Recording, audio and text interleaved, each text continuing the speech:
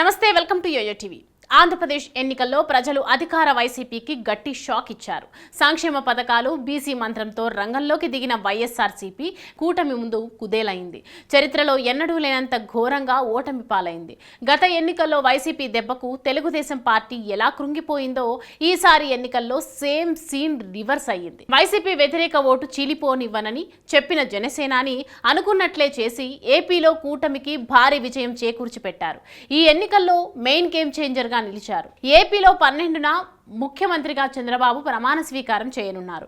ఈ నేపథ్యంలో పవన్ కళ్యాణ్ డిప్యూటీ సీఎంగా ప్రమాణ స్వీకారం చేయనున్నట్లు సమాచారం. డిప్యూటీతో పాటు హోంశాఖ బాధ్యతలను పవన్ కళ్యాణ్ తీసుకునే అవకాశాలున్నాయి. ఈ ఎన్నికల్లో పవన్ కళ్యాణ్ పోటీ చేసిన 21 అసెంబ్లీ సీట్లతో పాటు 2 లోక్సభ స్థానాల్లో విజయం సాధించారు. అంతేకాదు 100% స్ట్రైక్ రేట్ సాధించిన పార్టీగా జనసేన నిలిచింది. ఇప్పటికే కేంద్ర మంత్రివర్గంలో చేరని జనసేన ఏపీ మంత్రివర్గంలో చేరడం దాదాపు ఖాయమనే ప్రచారం జోరుగా సాగుతోంది. మరోవైపు సోషల్ మీడియాలోనూ పవన్ కళ్యాణ్ డిప్యూటీ సీఎం కాబోతున్నారనే టాక్ నడుస్తోంది. ఎల్లుండి పవన్ కళ్యాణ్ కూడా డిప్యూటీ సీఎంగా ప్రమాణ స్వీకారం చేయబోతున్నట్లు చర్చ జరుగుతోంది.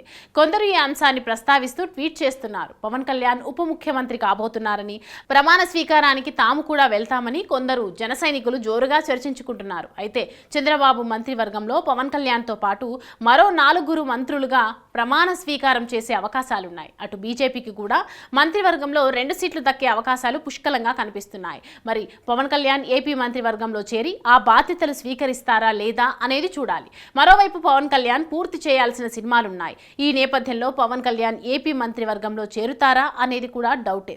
12న చంద్రబాబు ప్రమాణంతో పాటు పవన్ కళ్యాణ్ మంత్రిగా ప్రమాణ స్వీకారం చేస్తే సరి, లేకపోతే ఈసారికి మంత్రివర్గంలో చేరకుండా బయట నుంచి జనసేన మద్దతు ఇచ్చే అవకాశాలున్నాయి. లేకపోతే పవన్ కాకుండా తన ఎమ్మెల్యేలను ప్రభుత్వంలో భాగస్వాములుగా చేరుస్తారా అనేది తెలియాల్సి ఉంది.